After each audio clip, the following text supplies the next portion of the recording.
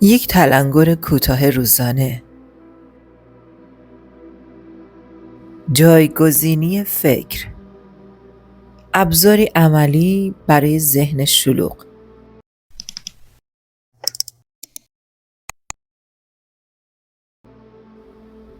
وقتی فکری ترس‌آلود میاد، اونو نه سرکوب کن و نه دنبال کن، بلکه با یک فکر عاشقانه جایگزینش کن.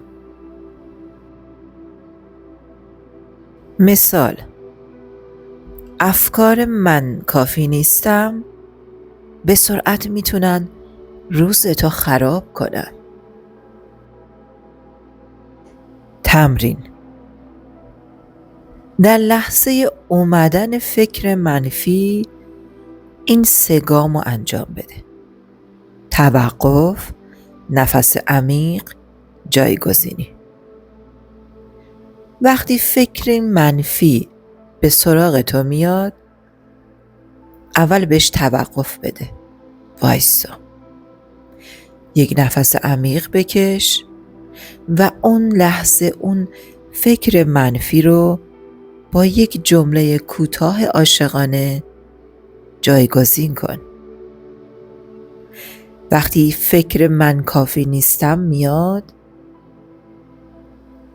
توقف، نفس عمیق و تکرار این جمله: من کامل و کافیم. تکرارش در روز برات معجزه میکنه.